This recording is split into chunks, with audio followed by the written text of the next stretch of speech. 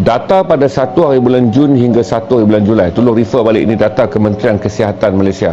1 hari bulan Jun hingga 1 hari bulan Julai. Kita ada 186,000 kes yang dilaporkan. Dari jumlah tersebut, hanya 8,000 kes saja yang datang daripada sektor pembuatan. Berarti kurang 10% daripada sektor penghilangan. Saya bukan nak membela Jimin ke apa ni, Jimin ni dia punya masalah. Saya cuma nak menyedarkan saudara kata varian ini kini berada dalam komuniti.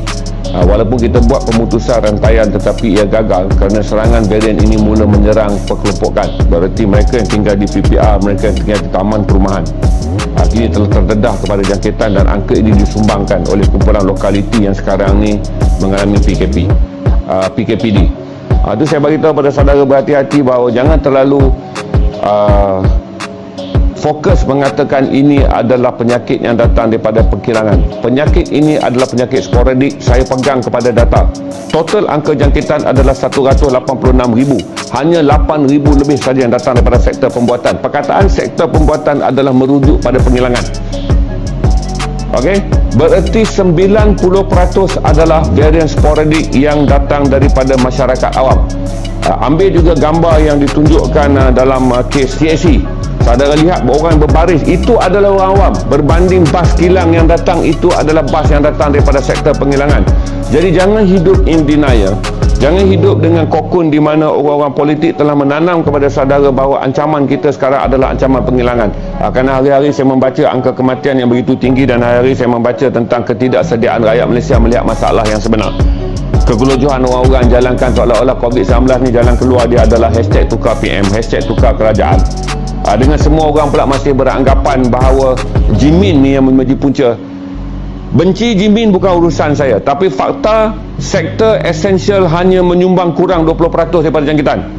Jangkitan sebenar datang daripada sektor runcit yang saya sedang detailkan pada saudara ni, iaitu sektor airborne, di mana kawasan kecil yang menyebabkan berlaku pergerakan udara yang kemudiannya dimasuk keluar oleh orang individu masyarakat ketika PKP ni. Sektor itu yang menyumbang. Tambah saudara masuk ke grocery bahagian sejuk beku, itu potensi yang sangat tinggi. Saya jelaskan kepada saudara, Thailand menerima wabak ini adalah kerana pasal sejuk beku. Thailand mula menerima varian Delta bermula daripada seorang saja. Seorang lelaki tua telah membeli bekalan udang galah yang datang daripada Myanmar. Dia dapat jangkitan ni daripada orang Myanmar. Dia bawa balik udang galah dan pasal sejuk beku tu menerima 6,000 pengunjung harian di Bangkok. Pasal sejuk beku ni. Di situlah wabak mula di Thailand. Bila dia merebak pada 2 minggu yang pertama, 3 minggu yang pertama, Thailand boleh cover. Dengan 900 kes, naik 1,000 lebih, naik 2,000 lebih. Bila masuk saja bulan yang kedua, Thailand tak dapat mengendalikannya. Terus angkanya mencanak kepada 9,000 lebih.